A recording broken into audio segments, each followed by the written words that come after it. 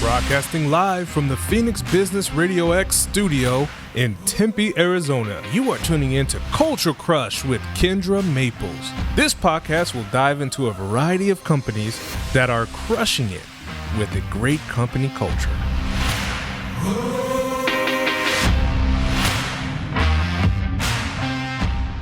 Hello, and welcome to another episode of the Culture Crush Business Podcast. On this podcast, we focus on everything surrounding businesses with a good company culture. We deep dive with companies that are crushing it with a good culture, and we highlight the resources that are out there to help companies truly improve their company culture. And that's what we're going to do today. We have two amazing ladies that are in the space of being a resource to help improve, fix, all of those things when it comes to company culture. Before I introduce the two of them, I do want to mention our sponsor. We have an amazing sponsor, Gateway Bank. They are a community bank in Arizona that specializes in serving small businesses across the valley and the country. And we are just extremely thankful for their support. When you work with Gateway, you don't have to call a 1-800 number for support or submit your loan application and wait weeks or months for an answer. You get fast personal service with a team who knows you and cares about you. So whether you need a loan or banking services for your business, Gateway is there to help. Visit gcbaz.com/Culture Crush for details and a free consultation with Bank President James Christensen. With all of that being said, now I want to introduce our two amazing guests today. We have Mattice, the founder and CEO of Civility Partners. Welcome. Thank you. And then we have Danielle Pener, principal attorney with Alta Employment Law Workplace Investigations. Welcome. Thanks, Kindra. I am really excited for this conversation because it's a different side of culture. It's a different angle of culture. We talk so much about culture from that perspective of employee engagement and feeling valued and seen and heard and all of those things, which is all extremely important. And then there's this other side of maybe the dark side of culture. What happens when it's really going wrong? And what happens when you have somebody in the workplace that is a bully or not up to par with the culture that should be in that space. And then what happens, there's this window, this space of, well, now what happens when it goes too far, right? And there are moments where we need to bring in that attorney side of things. And so there's a connection piece with both of you. We're going to talk about when folks reach out to one or the other. But before we dive into all of this, I want to give both of you the chance to really share with our audience who you are and what you do. So, Catherine, we are going to start with you. Tell us about you, what you do, how you got into it, all the good stuff. Okay. Yeah, today's the conversation about toxic culture, not employee engagement. Yeah. So thank you so much again for having both of us. So as the owner of Civility Partners, we were founded 15 years ago and actually founded Civility Partners right out of graduate school 15 years ago because I was the director of human resources and found myself working with a bully. If you've worked with a bully before, you know what that's like. They're very frustrating. So this particular individual yelled a lot. He made it very clear if he did not like you versus if he did. He was an uber micromanager. He just was frustrating. And so I was definitely at the receiving end of this behavior as well as many others. So I experienced bullying from an interpersonal angle. But then as a director of HR, I was dealing with all the problems he created. So I was really seeing firsthand, lucky me, the cost of bad behavior, dealing with the turnover. I spent a lot of time counseling people, talking to the president about it. So just tons of wasted time. And started graduate school while I was working there and ended up doing all of my graduate research on the topic of workplace bullying. And turns out there's 40 years of academic research on this topic from around the world. Mm-hmm. We are far behind here in the U.S. The United States, bullying's lawful, and we'll talk about all of that at some point. versus many other countries where it's actually unlawful. Anyway, started my business out of graduate school, having read all of this academic research and kind of focusing on consulting during graduate school. I thought, I'm going to save the world from workplace bullies. So Civility Partners does a variety of things, or 4 things, actually. We do workforce surveys. Then we work with the organization to figure out what to do with that data to make improvements. And we create and implement plans to address the survey results. We certainly do lots of training programs on topics like civility, microaggression, lots of manager trainings. And then lastly, we have a specialty niche in coaching leaders who bully. I know we're going to get into a lot of these things, but I just want to say, really excited for this conversation because there's so many moments I've had a handful. I love that I've worked with companies that had a great culture, but I really do appreciate that I have worked in the workplace with Catherine, exactly what you're saying, that same type of bully that yelled, that was angry, that was just aggressive towards staff. I had a CEO that threw a chair across the room at one of my staff. Nice. And it's like, oh, that's what you thought was okay to do? And so in so many situations, we just want to eliminate that person, right? HR steps in, eliminate them, be gone. And what you're doing is going in and actually coaching and training that bully. Maybe they do get to the point of it's too extreme, right? Danielle, that's where she's going to help us kind of see where that line is, right? We're cringing. Right. But I love that part of the piece of what you do is coaching and coaching the bully. I think this is really fascinating. Thank you. I'll just add, the reason I have to do that is because a lot of leaders out there don't want to get rid of this person because they're so valuable. Okay. So the only option in their mind is to keep them and try to save them. And, I sometimes joke, I shouldn't be doing that. That should not be a job, but it is. Yeah. And it is. And if you can help and coach that person, then we all know the cost of having to let somebody go and then recruit and then rehire and all of that. So if they can bring in an expert like you to help support, train, and then maybe turn that person into a non-bully, then I'm sure it's going to help the company out a little bit more in that long run. So Danielle, I want to jump over to you because you are the other side of this, right? We've got Catherine kind of working to coach and build, and then there's this space of maybe they really have gone too far. So tell us about you. Tell us about what you do, how you got into this. Thank you. Well, I went to law school like a lot of people kind of looking for a career. And frankly, I didn't really like a lot of the classes in law school. I mean, employment law was people, right? And it was interesting situations, and it really spoke to me. And that's what I decided to do when I got out of law school. I got great training. I went on to figure out kind of what did I want to do with my life. When you start out, you do a lot of litigation defense work. And that's what I was doing, is defending companies once things got to a lawsuit, which is a great way to learn law. However, it's not really a way to make a difference, right? So as you start to get a little more training and experience, you can think about how do you advise clients, right? How do you get to that preventative side and teach them how to stay out of trouble, right? How to spot the bully, right? How to stop behavior earlier, how to coach employees, et cetera, how to help your managers manage. Mm-hmm. So I really got into a lot of that. And one thing that I really remember thinking early in my career is so many of these lawsuits probably could have been prevented with a better culture, right? If people would just sit down and have meaningful conversations earlier on, and how could I, as an employment attorney, help them see that right earlier on. So I advised a lot of small and mid-sized businesses in California, as well as a lot of states. There is an obligation to do an investigation into a claim or a concern that employees raise. Certain types they trigger. And I really started doing a lot of workplace investigations. It was this neutral third-party work where I could come into companies and review a situation way before it got to a lawsuit, right? This is typically an employee who's engaged in the workforce, a current employee often, who has a concern and wants the company to look at it.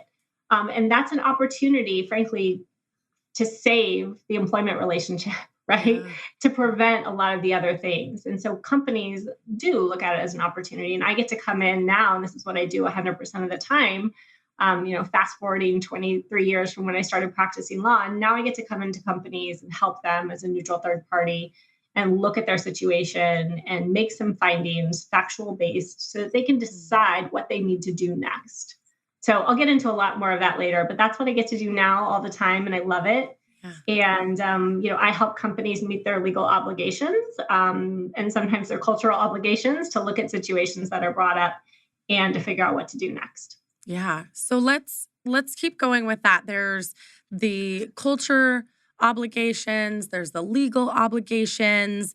We have both of you that can go in and step in and help companies improve that toxic situation that's happening. So let's talk about culture from kind of this comparison of compliance versus perception, right? Culture versus legality. I don't necessarily have a formed question behind this.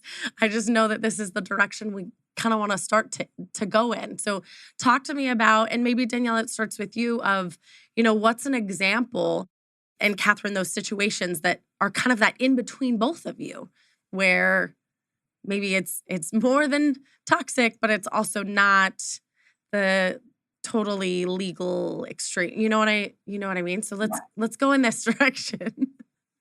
Catherine, do you want to start actually? Because I think sometimes when you get into a situation, you could find something for someone like me and someone like you, or, vice versa. I think there's so much overlap.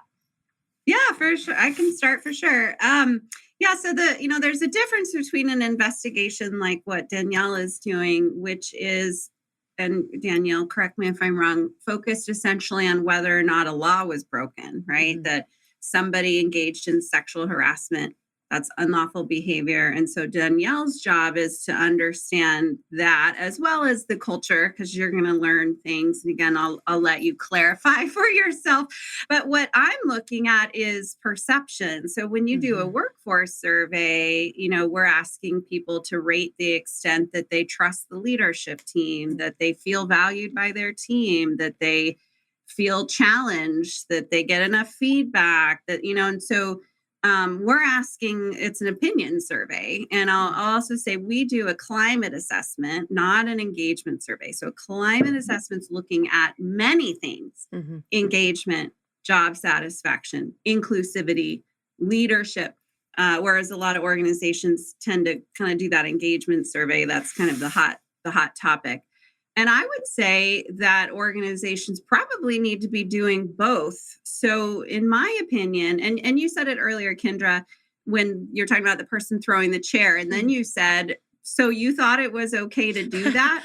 And that right there is the key. So if somebody complains about a hostile work environment and Danielle does an investigation, then it's like, what the organization has to look at itself and say, what's happening in the organization or not happening in the organization that somebody thought it was okay to throw a chair or do the millions of things that, the three of us have all come across in our work. And so I see that there's like this focus on the person and the thing that happened in that specific department or team. But what about the organization? And so we're able to look at perceptions. That's where I operate. And then we can say, okay, well, 20% of your workforce trusts leaders. That's a very low number. We've got to figure out how to address that. How do we create trust in the leadership team, as an example? And Kindra, I'm usually mandated by law, right? So a company gets a complaint that either sounds like or maybe unlawful conduct, right? So this is the retaliation, the discrimination, the harassment. In most instances, the company has an obligation to look into that complaint in some way. It's not always bringing in an outside third party like me, but they have an obligation to review that, right? Now, out of that process, they may recognize that they have a larger issue and need somebody like Catherine. Maybe I'm done with my investigation and I give them the factual findings and they say to themselves, gosh, we really need to look at this department. We need to coach this leader, et cetera. So they could bring someone like Catherine in. Mm-hmm. Catherine could also be doing her assessments, right? And in one of the surveys, you could get a response that someone has a complaint of harassment or discrimination, and you're going to carve that off, right? And you're going to let the company and the client know, hey, somebody like, Danielle or whoever needs to be brought in and look at this. So there's definitely overlap. And I'm usually in more of the compliance, take care of this from a compliance perspective box. Mm-hmm. And I see that it could go both ways, right? With whatever the situation is in that workplace, Danielle, they could reach out to you first, and then you see from your perspective of compliance and facts that it isn't something that maybe needs the legal side, but that they do need the support. And then you can kind of hand them to Catherine or somebody like Catherine, and vice versa, right? Yeah. Catherine, a company could come to you and just think like, oh, we just need to do the climate assessment, see all the pieces, and then you can really see the pieces and then go, ooh, Yep. You do need to go to Danielle and further. So I love that it could be from one of you to the other or vice versa. Do you see kind of a real specific space of where that divide is, or it really can go either way from when they're connecting with you? I mean, I can speak to this, Catherine, and I think you probably agree. There's only certain things that have to be, quote, investigated, right? Yeah. However, in our culture now, our broader culture, right? We use the words harassed, we use the words retaliated, right? I mean, I sometimes will get concerns where people will say, my boss won't stop harassing me for being late, right? And the company gets that as a complaint, right? And, they might think they need to bring in somebody like me, and they might, right? Or the employee might just be like, I'm annoyed because my boss keeps telling me I'm late, right? Mm-hmm. And that could be something that Catherine, so we don't always know, right? At least I don't always know when I'm brought in, whether a full-blown investigation needs to be done. And that's really the client's decision, the company's decision with their legal counsel to decide how far we go on my end. Mm-hmm. But I will say, I feel like whenever there's an investigation, there's a place afterwards for somebody like Catherine, because even if there's not a substantiated unlawful conduct that's occurring, there's stuff going on, right? Mm-hmm. And there's things that need to be looked at. So whether it's Catherine or a more general look at a department or whatever, there's always work to be done. And I love it that my clients typically do that work on the back end. Mm-hmm. I agree. Yeah. That's, again, something's happening, even if it's unsubstantiated or it's just, I'm annoyed. Well, that's affecting performance. It's affecting team morale. It needs to be addressed from a different point of view, such as perceptions and kind of what we do. Yeah. And so when companies are connecting with the both of you, my assumption in this, you can prove it otherwise, my assumption is that in most cases, they're coming to both of you in a very reactive moment, right? Here's the thing that's happening. They're in that stressed out, oh shit moment. We need help. And that's when they're bringing the both of you in. Talk to me about what that looks like when they're reactive to a situation versus do you have companies that come to you in more of a proactive approach and not wanting to see a situation get to that point, not wanting that boss to ever scream and yell or throw chairs?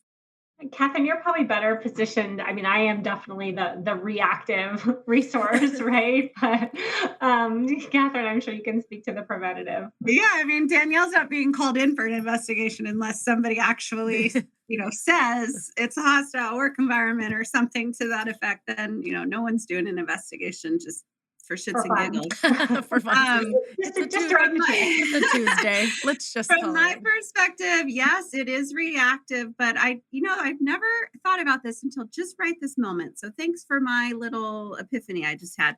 My clients all come to me because they're being reactive, but what they're reacting to is on a huge spectrum. So sometimes, it's publicly claiming that I'm being harassed because I'm a woman, and it's out on blogs, and the company's forced into doing something because they need to be able to put out some press releases. And unfortunately, that's what drove them to to do that. Mhm. With the coaching, a lot of times the narrative is that HR has been trying to talk the CEO into putting some resources towards coaching or solving this problem.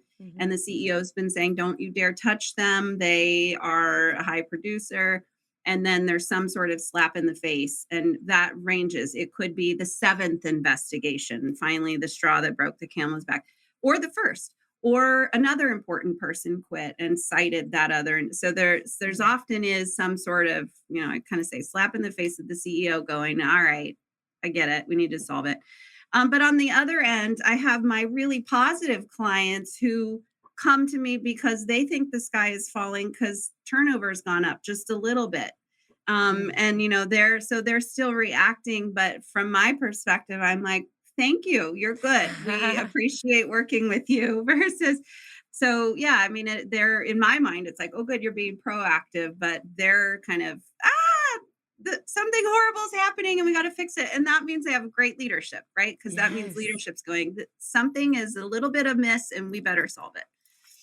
Yeah. And that difference in perspective of the company, of the leadership, you want Yep. those leaders that think the sky is falling when there's a little bit of turnover versus Yep. these other ones that, you've got screaming and yelling and chairs flying and they're like, "Oh, well, maybe this Yep. isn't good," right?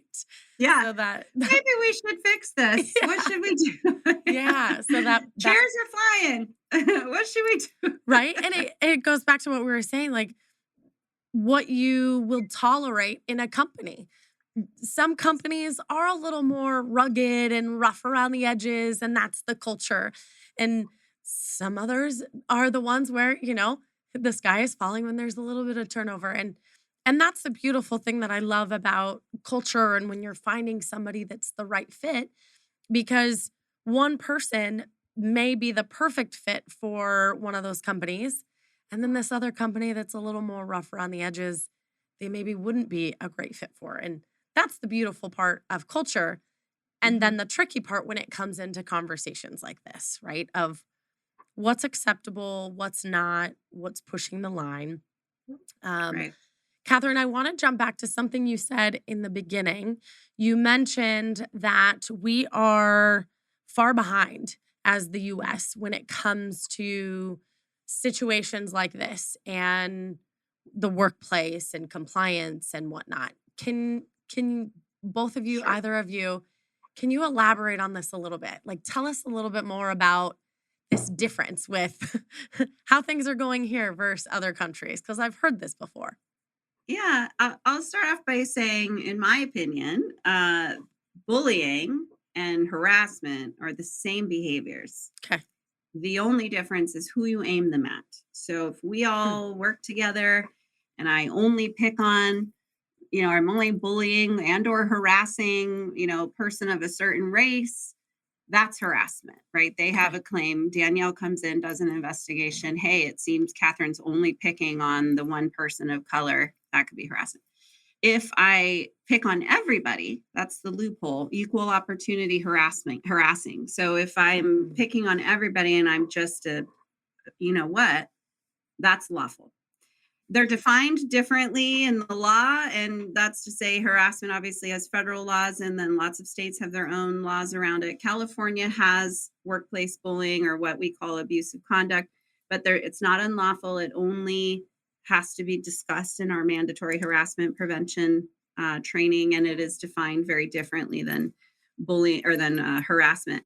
So when I started doing research in graduate school and reading all this academic research, countries like Sweden, Australia, Denmark, the Nordic countries, all four of them have very clear laws prohibiting workplace bullying. So there is no equal opportunity harassment, or it's not lawful to engage in that behavior in many countries. In the United States, for some reason, we're having a hard time understanding it's not just regulating people's moods. When I've watched, legislation has been introduced in several states over the years. And when I watch those committee hearings and things, often what they're saying is, well, we can't regulate people's moods. We can't, people are allowed to be uncivil. And It's like, no, that we're talking about abuse, essentially domestic Yeah. violence at work. And so we're just having a hard time recognizing that here in the United States. I will give Puerto Rico a shout out, though. They are the one and only state/territory where workplace bullying is unlawful. Wow. So good for them. Yeah. It's a start if they Yeah. can help influence. And how do we do that? Because this isn't the first time that I've heard this when it comes to these conversations of Yeah. culture. It comes up a lot in the conversation of DEI as well. Like Hmm. the US, we just love our acronyms. Hmm. So we're like, we're good. We have a DEI initiative. And it's, this taggy thing that we had to put an acronym to so that we Hmm. could put it in the forefront of people's minds so that they Hmm. could pay attention to this in the workplace. Then you look Hmm. at other countries and they're like, we just do it. Like there's no acronym needed. They Yeah. just are very inclusive and they find ways to have a diverse population that works there. And so this isn't the first time I've heard, the difference with us versus other countries just kind of I feel like Yeah. having it together in the culture space. I have a couple comments. One is, we're a very individualistic society versus the Nordic countries, for example, where it's very collectivistic. So there is kind of just natural awareness of how everyone is feeling in other countries that are Mhm. not individualistic. I do think over time, as we move in through the future, the three of us did not have bullying assemblies and stuff when we were in kindergarten, right? But now Mhm. that's pretty normal. So the younger workforce, as it takes over, who has grown up being more aware of bullying and empathy. I mean, my Mm. kids are learning about emotional intelligence and the 7 habits, in elementary school. So I Yes. do think that we will get somewhere with this as the younger workforce, comes in.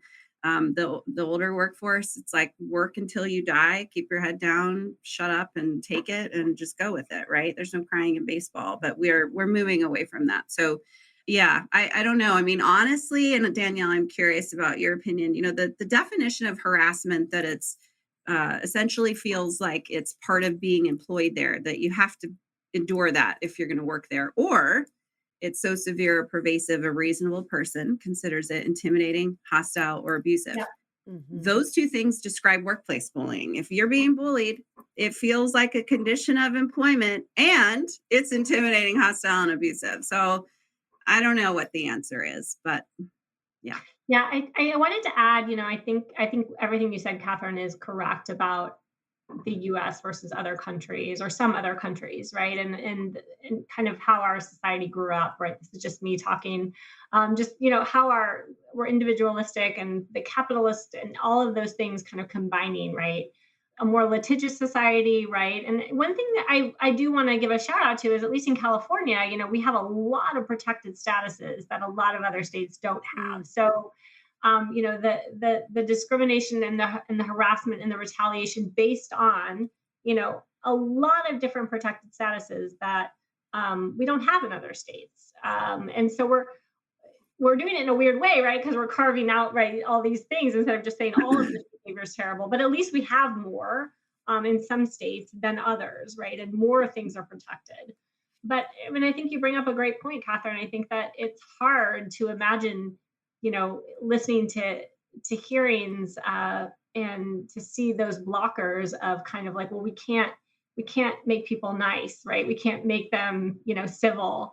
And it's like, why not? Right? Like, why don't we want to legislate that? Right. And I know it's challenging to regulate and to legislate, but a lot of the investigations I get brought in, not a lot, but a good portion of them, it's really bullying, Mhm. right? It's really a lot of bullying conduct that maybe doesn't have that legal hook. So it's not substantiated because of someone's gender, but it's happening, right? And a lot of times in investigations, what we do is we sort of slice the evidence and the factual finding into, what was the conduct, right? And we make a finding about whether something occurred in the way that the person says it occurred. And then we make a separate finding about essentially motive, right? Like, Mm. did this happen because of this, right? Because of this protected status.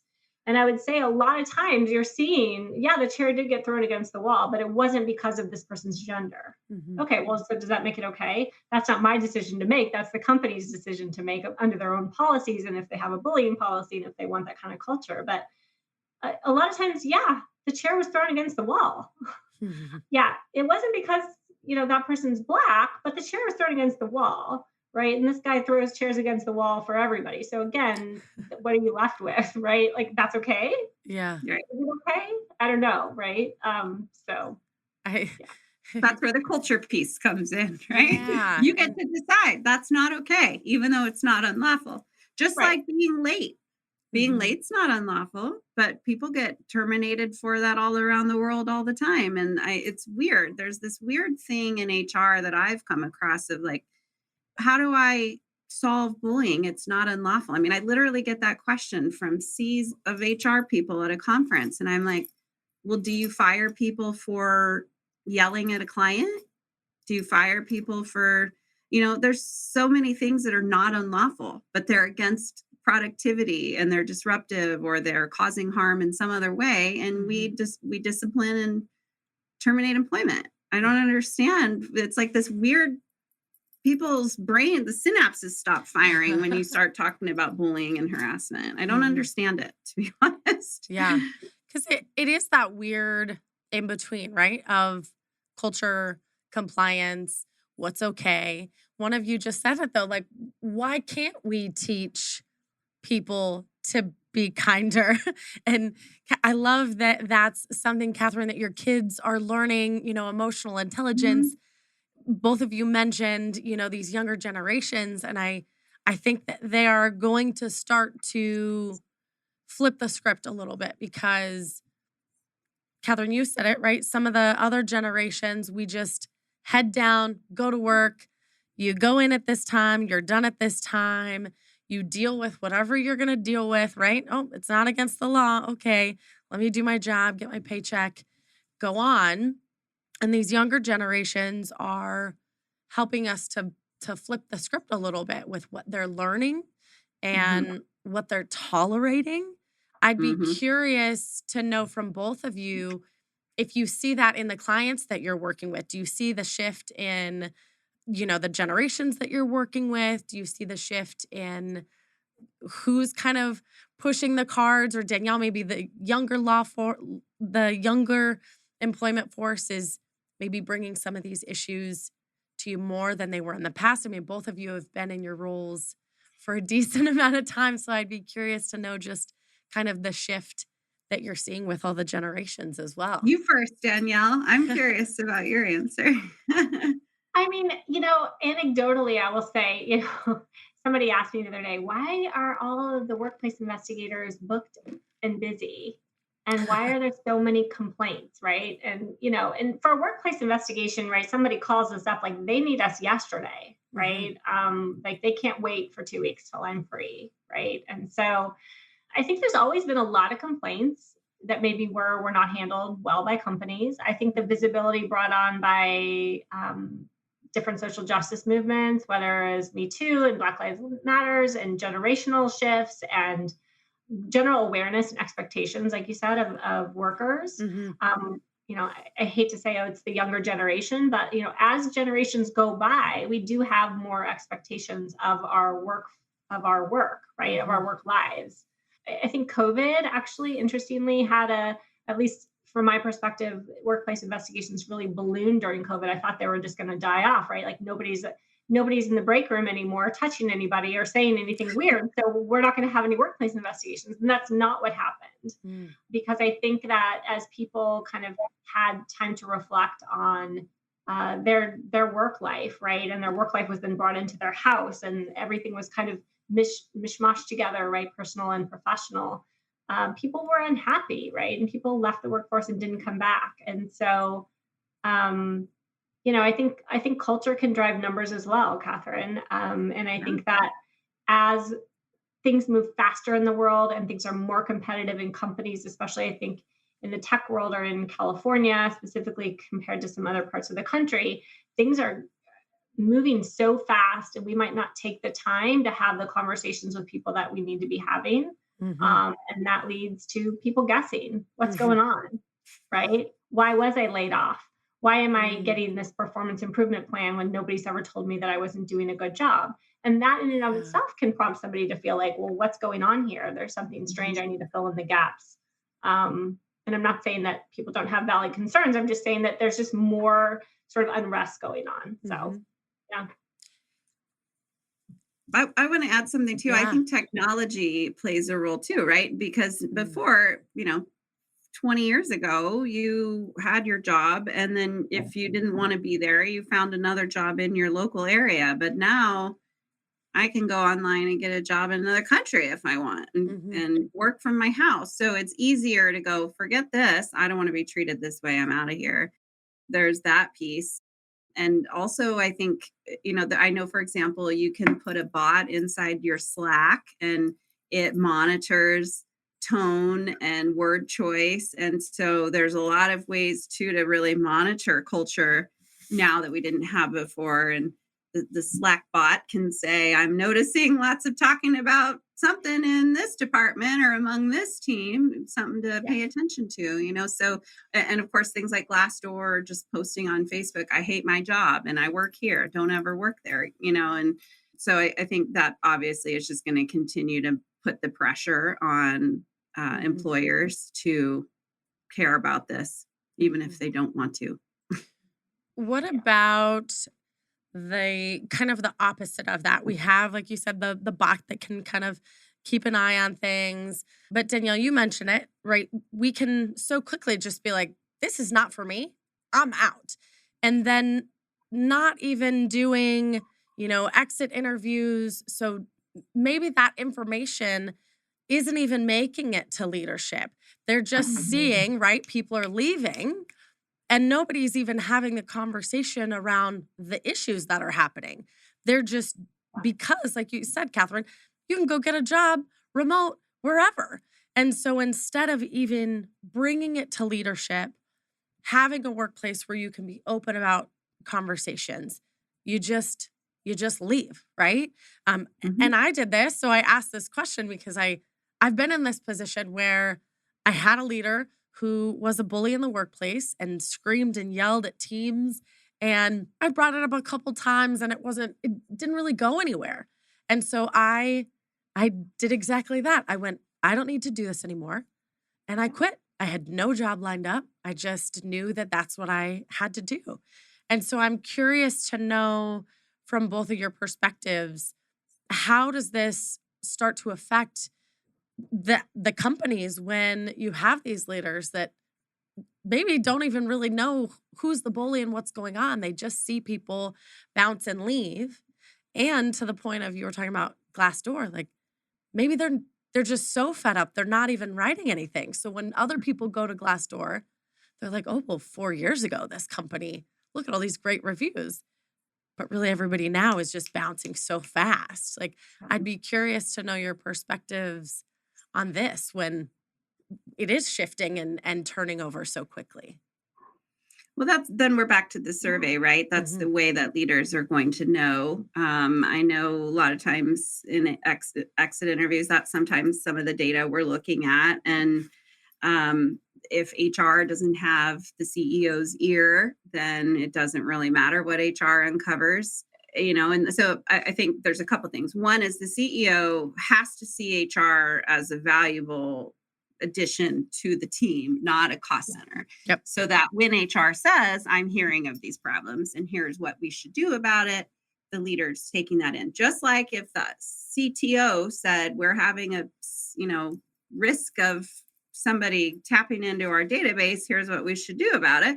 The CEO is going to go, oh yeah, we need to fix that. So CEOs need to see HR as a partner. And I would say anybody looking for a job, that's a great question to ask in your interview. What's, assuming you're talking to HR, what's your relationship like with the leader?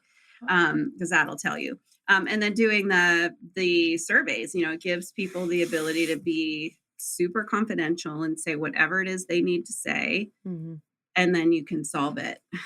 I don't know why leaders would not be open to doing surveys, but of course we come across them all the time. I'm still I understand people who bully very well. I definitely have a long way to go to understand why leaders do or don't do certain things. It's Catherine, it's so interesting because I've had a couple of investigations come out of surveys, right? And they're anonymous, and people are starting to raise things that are sort of rising to the level of potential unlawful conduct. And I also see investigations that arise from anonymous complaints. And so this is kind of the other version, Kindra, of people leave, right? Or they're still there, but oftentimes they've left and they submit an anonymous complaint to an organization and just kind of like list out all the things, right, that have been happening, right? And sometimes there's multiple anonymous complaints that converge on a department, right? And that's something that leadership looks at and wants to understand. Sometimes we'll see it in an exit interview, and that's when somebody like me will get brought in, but hopefully somebody like Catherine as well or before. And then the other piece is there's sometimes people just leave and then they go find a lawyer and they send a letter and say, all of this was going on and nobody was paying attention. And I tried to raise it, maybe Kindra, and nobody really listened. And now we've got a full-blown lawsuit, right, on our hands as a company. So there's just so many different points of entry, I would say, where you can, or a company can sort of decide to pay attention. If they have the time, the inclination, the resources, and the support, right? The support of the organization. So it really has to come. I love the way you said that. I love that, Danielle. Yeah, there's so many opportunities if you just listen and are willing to do so. Yeah. It's interesting. The podcast that we recorded a couple of weeks ago was all based around this conversation of psychological safety and feeling like you could talk and you can say something. And it's interesting how it intertwines into this, right? Do you say something while you're there? Do you say something when Catherine's doing these climate assessments? Or do you just leave? And then Danielle, like you said, then you take action afterwards when you're not even there and not even part of the situation anymore. I think it's interesting how all of these conversations connect and interact. Diverge, yeah. And Kindra, that's another interesting point, is that I'll get a lot of employees, if there's a current complaint, and I go talk to a lot of different employees, and I call them witnesses, right? And I talk to them, and some of them are scared because even though it wasn't their complaint, they don't even want to be involved, right? And they're starting to express what the culture is like for them, right? And sometimes I'll get people say, I'm afraid of retaliation, or I don't want to meet at the office because I don't want anybody to know that I'm talking to you. And it's not even their complaint. So the fact that they are expressing this fear, right, and this concern about even being tangentially involved, right, giving information about someone else's complaint, shows you a lot about the culture. And I typically always, of course, let my clients know, hey, this is what this person feels, or not necessarily this person, but this is what I'm hearing from some of these employees. I'm happy to say I feel like a lot of my clients do take that information and do something positive with it. They want to hear about that. I don't know, Catherine, I'm also interested to hear, as resources, how much do resources factor into a company's decision to kind of pay attention more or invest or get in at those earlier entries of opportunity? Because that's always something in the back of my head. Yeah, that's a great question. And we unfortunately do, get where we've kind of gone through a sales process to talk about things they need. And they're telling us about some horrible thing happening. And we're saying, here's what we would do and here's what it would cost. And then we can't afford that. Sorry. And that's unfortunate, because what they're missing, and of course, we're always trying to highlight that for them, is that it's costing you a lot more, this whole thing, and has already cost you a lot more, depending on how long it's been going on. Unfortunately, we can't always get through to them. So it's an investment, but it's a good investment, and there's a return on it on the other side. It's hard to quantify, though, because it's not a new software program where this is going to improve productivity by 20%. It's, here's all this research that says this will improve productivity and customer loyalty and blah, blah, blah. But can we pinpoint that to you specifically? Not necessarily. But we, of course, we try to do that as we're consulting of like, what are some outcomes that would help us look back and say things are different now, Yeah. and better. And there was some return. Yeah, it's not as cut and dry as, Right. hey, we're going to implement this and the increase in revenue is going to be X amount of dollars. I do feel like there's more metrics behind it today Yes. than when both of you started in this space. I even think about that from the perspective of my company, right? So Culture Crush is a podcast, but it's a company, it's a hub of resources for improving company culture. We bring together all of these resource partners. They're in one hub, they're in one location. So when companies are in these moments of how do we do this? How do we grow? What's the resource? They're looking for the Catherine and the Danielles, right? They don't know how to find you. They come to us, we make those connections and make those partners so that they can find you. I think about even that. If I was trying to do this 5 years ago, this wouldn't be a business, Right. right? And so the resources are there.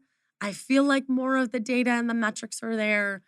And Catherine, to your point, it's still not as cut and dry for some leaders. They want there to be this. It's one of those math equations when we were a kid. This plus this equals this. Right.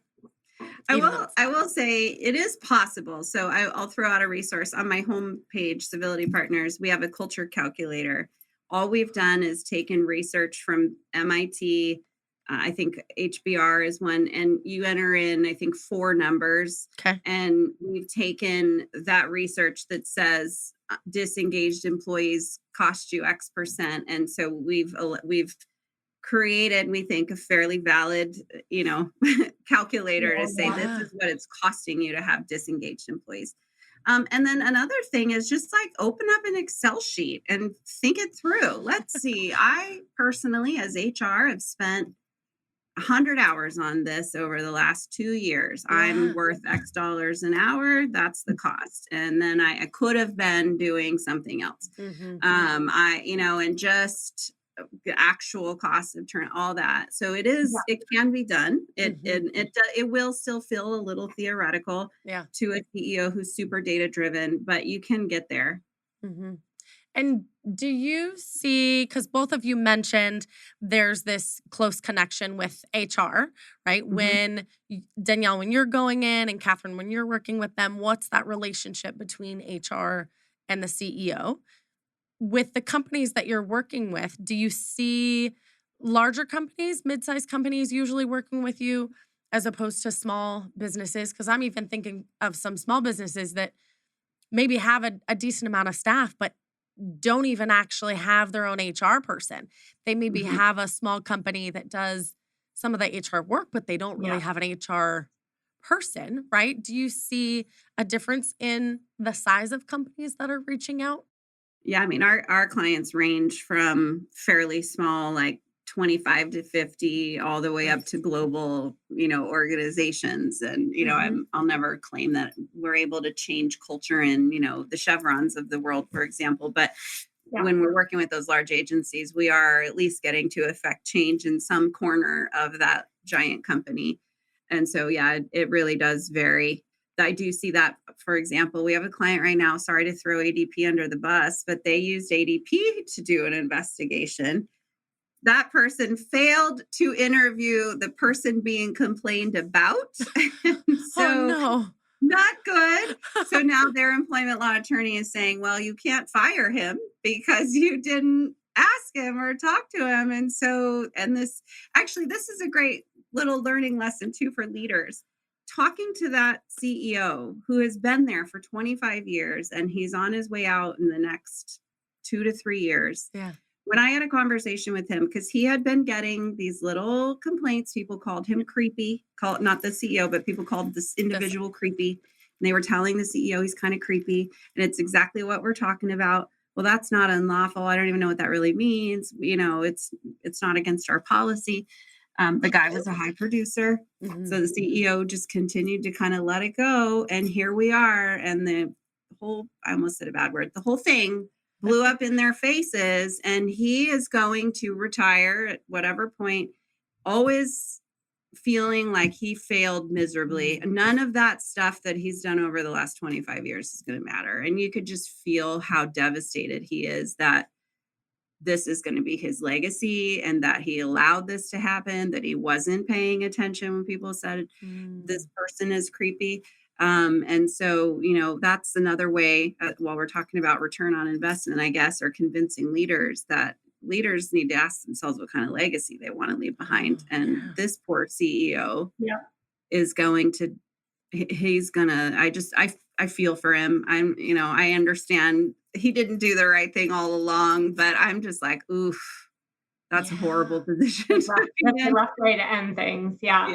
I mean, I go into all different types of companies, Fortune 500 companies, public companies, small companies, to do workplace investigations. And I think the main thing that I see is, I mean, at the big companies, Kindra, there's potentially a whole in-house investigations team, right? Who runs investigations for the whole company. And they might still bring in an outsider for certain types of investigations. And I do a decent amount of those, but I would say that the top-down sort of approach to the compliance piece, the investigation, the fact that it's having to happen, what it means to the organization, how seriously they take it, that is felt throughout different layers of the organization. And that makes my job easier, right? When the company's like, hey, we take this seriously, and we're going to have some confidentiality provisions, and we're going to remind everybody that they're not going to be retaliated against for speaking, and they jump in if there's something happening in the investigation that needs their attention, right? And the leadership is supporting HR's efforts to make sure that this process runs as a neutral, impartial, good investigation to get to the bottom of things, right? And so you feel that connection, right, when it's there, and you feel it when it's not there, at least from my perspective. So yeah, I'm sure the employees feel it as well. So, and this is such an important conversation as we continue to grow in the workforce and become better, and letting leaders know that these resources are out there, right? Like, Catherine, when you and I first met and you were saying that your job is essentially coaching the bully in the workplace, I was mind blown. I was like, this is fascinating. Yeah, we actually met on a podcast. Yes. We were on what a cool job. Right? We were both guests on another podcast. And then afterwards, I'm like, Catherine, we need to talk. This is fascinating. So I am thrilled that we got to have the opportunity to start this conversation. I also feel like this is one of those conversations that we need like a part 2 and a part 3, because there's so many ways that you can break this up. I mean, even right now, I was like, what are some of the red flags that people could see? Like, that could be a whole other episode. So without making it a whole other hour long, as we start to wrap up, I have one last question, and then I'll give both of you kind of the chance to give your final thoughts. But I want to make sure if there's any other little bits and pieces that you're like, oh, I really wanted Kindra to talk about this or whatnot. I want you to have that chance now, which I think will tie into this last question. So my last question for you both is, what is one thing you wish people would ask you about the work that you're doing, but they don't? So that is kind of my last question to both of you. So what do you wish? What's the one thing that you really wish people would ask about you and the work that you do?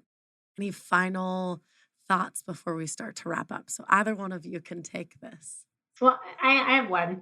People never ask me, like, why do you like doing workplace investigations? Ooh. They seem so messy. And people just don't really ask me that, right? I've been an employment lawyer for 2 decades. And why are you focusing on this work now, right? What do you like about it?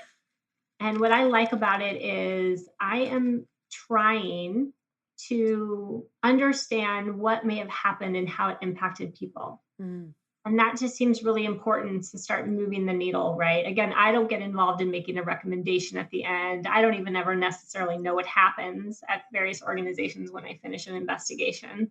And that's hard, right? Yeah. However, most of my clients I know want to know what happened. They want to know what's going on. And I feel like that's the first step for them, hopefully then taking that information and, quote, doing the right thing, whatever that may be. So that's what I like. I like being a little slice of that, right? And a little, I like sitting with people and really getting their stories. So Yeah. Ooh, I love that. That's a good answer. yeah. I don't have one. I was racking my brain. Okay. I think part of it is because I will tell you everything I have to say with whether you ask me or not, which actually ties it back into our conversation earlier about the paradigm slowly shifting, where we are caring more about people. I mean, when I started 15 years ago, be at networking events. What do you do, Catherine? Oh, I have a company focused on solving workplace bullying. And people would joke, "Oh, you take them outside and beat them up," or they'd say, "What is that?" So I started this before we were talking about it, and so maybe I've recognized that a big part of my very disruptive brand is just like, well, let me tell you about it because you clearly don't understand. Yes. So I guess I don't have an answer. That's okay. That's an answer in itself. I mean, especially with what you're doing and what you've been doing for so long, you were a forward thinker. You were disrupting this space where, as I feel like a lot of people, it came to the front of conversations through COVID, right? They're like, oh, well, now I can work remote, or now I can't, it shifted things a little bit. And now we can have those conversations and people understand a little more where you're coming from. But when you started, you were disrupting this space. You were doing something new and different that people probably don't even know the questions to ask. So you just get to share and tell them. Yeah. Yeah. Beautiful. And so do either one of you have, what are your last final, your little nugget, your little takeaway, whatever it is? Danielle, we'll start with you. What other last final little note do you want to share? I mean, nothing major. We're workplace investigators. So if you have a workplace investigation and you need us, we're in California and we've got 3 investigators, and, we would love to talk with you and send you in the right direction. So, yeah. Beautiful. And if folks are looking, they're listening and they're like, oh, we do need her, and they're looking for you and looking how to reach you, how can they find you? We're altaemploymentlaw.com. So, yeah. And we're actually looking to hire too. So if there's any people listening out there that want to do workplace investigations, you can come work with us. Oh, beautiful. Catherine, what about you? What are your final nuggets for today? I have 2 final nuggets. One is, having been through what I went through personally, and Danielle can speak to this too, the horrible things that we've seen and the horrible impact it can have on people. I really believe that it's an employer's moral and ethical responsibility to create an environment where people thrive. You have to. What we do for work is such a huge part of our identity and self-esteem, and we just should not tolerate employers who don't care about that. And the other thing I'll say is, we got to stop putting things in boxes of compliance. Is this lawful or unlawful? This is our DEI program. This is our employee engagement program. And certainly you have to do some of that to function. And obviously compliance is different, and you do have to, because the law says. But let's stop getting so focused on the different things. They all intertwine. Psychological safety is psychological safety. You can't have engaged employees unless they can be their whole selves at work, which is the DEI component. You're going to have, people are less likely to break the rules if they're happy. They're not going to be engaged in harassment if the culture doesn't permit it at the organization. So this stuff is all intertwined, and we need to approach it from a more holistic place. And so I would encourage all employers out there to do that. I could not have said that more beautifully. It is very much, I agree, a moral and ethical responsibility of employers nowadays. And it should have been like this all along, but at least we're having the conversations and we're making it happen now. So beautiful. Before I wrap up and send us out of here, I do want to play a little commercial for our sponsor again, Gateway Bank. They have been phenomenal. So we're going to play that first. Remember when your banker knew you and cared about you? This experience still exists at Gateway Bank, the only community bank in Mesa, Arizona, serving customers Valley and nationwide. With Gateway, you get the fast personal service of a small bank with the convenience, security, and stability of a large one. Whether you need a loan or banking services for your business, they're here for you. Visit gcbaz.com/Culture Crush for details and a free consultation with Gateway President James Christensen. As we wrap up, ladies, thank you again. This was absolutely phenomenal, and I'm really excited to stay in touch with both of you and connect you with some of our listeners and some of our community that are looking for this support because it's absolutely needed. So thank you again to both of you. Thank you. And thank you to our listeners and everybody else for listening to another episode of the Culture Crush Business Podcast. Yes, we are a podcast. We started as a podcast. We're now really we're a big kid company. It's crazy. We are your hub of company culture resources. We have about 250 partners on our platform from across the country and Canada that are there to support you in various ways. So if it's something like the conversation we had today that you need support, all the way to mental health support, leadership, professional development, we have 8 different areas that we focus on for making the right match for companies to find what they need for company culture. So you don't have to just Google this stuff online anymore. You can come to us. We can help make that match happen so you're finding what you really need. So thank you again for everybody for joining in on another episode of the Culture Crush Business Podcast. Thank you for listening to another episode of Culture Crush, the only podcast out there that does a deep dive of companies that are crushing it with a great company culture. If you think your company has a strong culture that should be highlighted, please reach out to Kindra Maples on LinkedIn or email us at culturecrushpodcast@gmail.com.